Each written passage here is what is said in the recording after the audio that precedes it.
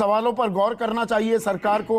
और जो यहाँ पर चाहे वो 1.5 लाख बच्चे जिन्होंने फिजिकल मेडिकल क्लियर कर लिया है उनको प्राथमिकता देंगे क्या, ये तनख्वाह प्रोटेक्टेड रहेगी क्या, 10% आरक्षण की जो बात है ये सिर्फ एक एग्जीक्यूटिव ऑर्डर नहीं, ये संवैधानिक अनिवार्यता करेगी सरकार। जायज बातें हैं ये।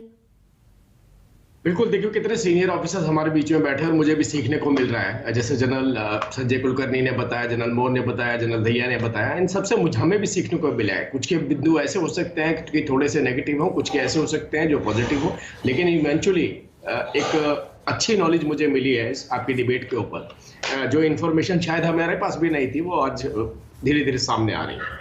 मैं कल आप थोड़ा संदीप जी गौर कीजिए, जो बातें अभी रखी गई हैं वो बात तो यही है कि क्योंकि हम जब कोई प्रेस कॉन्फ्रेंस अटेंड करते हैं तो उसको पॉलिटिकल नजरिए से देखते हैं, अगर उसके टेक्निकल पहलू को देखें तो ज्यादा बेहतर समझ आता है। और कल एडिशनल सेक्रेटरी ने जो बातें रखी हैं अपने प्रेस कॉन्फ्रेंस के अंदर, उसमें एक ये भी बात डाली थी कि अग्निपथ योजना शुरू हुई है, इसकी फ्लेक्सिबिलिटी, इसके अंदर और क्या क्या प्रावधान किए जा सकते हैं, इसके अंदर कैसे हमारे जो सैनिक हैं उनके जो 75% सैनिक होंगे जो 4 साल की नौकरी के बाद जाएंगे, उनकी जॉब सुनिश्चित की जाएगी और वो हमारा हिस्सा है, वो हमारा हिस्सा ही सेना को यह समझाने की क्या जरूरत है? सेना के लिए योजना है, सरकार ने बनाई है। सरकार के नुमाइंदे हमारे मंत्री ये बात क्यों नहीं समझा रहे?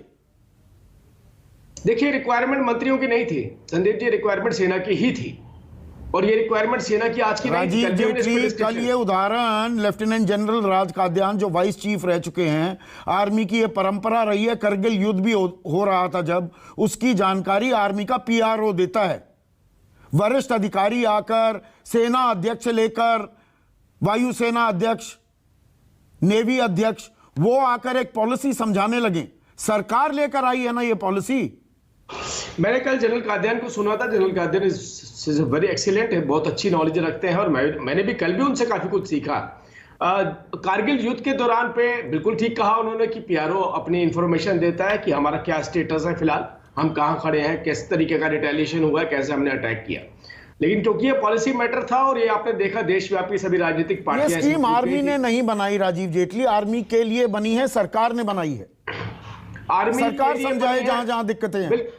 मैं बता रहा हूं आपको, देखिए आप जब सरकार कहते हैं, क्योंकि मेरे बीच में तो सीनियर ऑफिसर बैठे हैं, जब आप सरकार कहते हैं तो ये मैं व्यक्तिगत तौर पे भी जानता हूं इस चीज को कि ministry of defence and army का एक क्लेम होता है कि एमओडी द्वारा बनाई गई है। एमओडी का मानना होता है कि हम बेहतर कर रहे हैं आर्मी के लिए।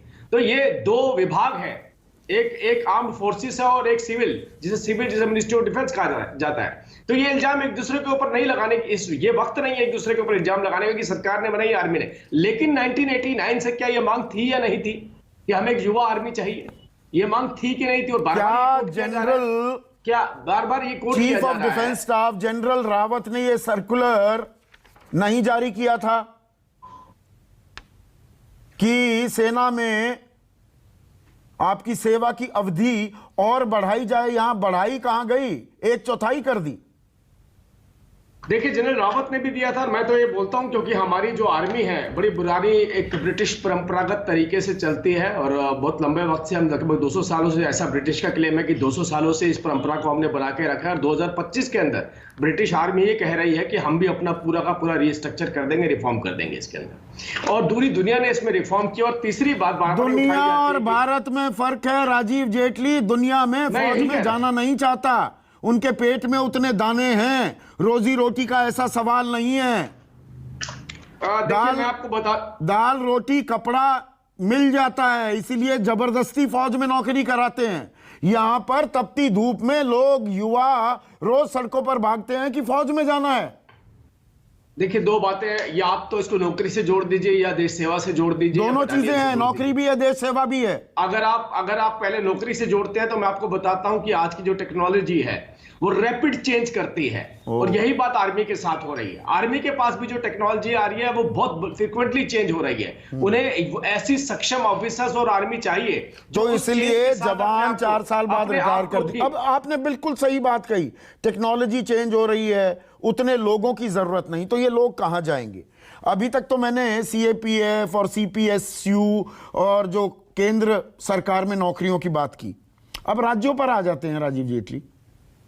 राज्य भी देते हैं ना नौकरियां, पूर्व फौजियों को, उत्तर प्रदेश में 1.8, बिहार में 0.01% 6 पूर्व फौजियों को नौकरी मिल पाई है, पंजाब में 1.8%, हरियाणा में 1.8%। तो जो ये बाहर निकलेंगे ये बच्चे, ये युवा 4 साल के बाद 10% तो चलिए चले गए सीएपीएफ में, नौकरी मिल पाएगी? जो ये आंकड़े हैं ये चौंकाने वाले नहीं है। 100 में से 100 नौकरी मिली, 1 पूर्व फौजी को मिल जाएगी, 2 को मिल जाएगी, बाकी क्या करें? ये बात भी कल प्रेस कॉन्फ्रेंस में आई थी ये बात भी कल प्रेस कॉन्फ्रेंस में आई थी कि किस तरीके से नौकरी मिलेगी।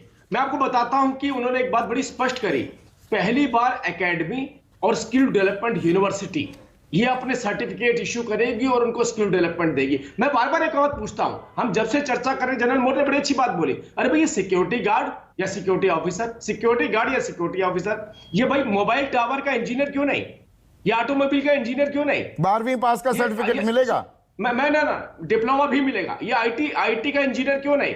ये एक सेकंड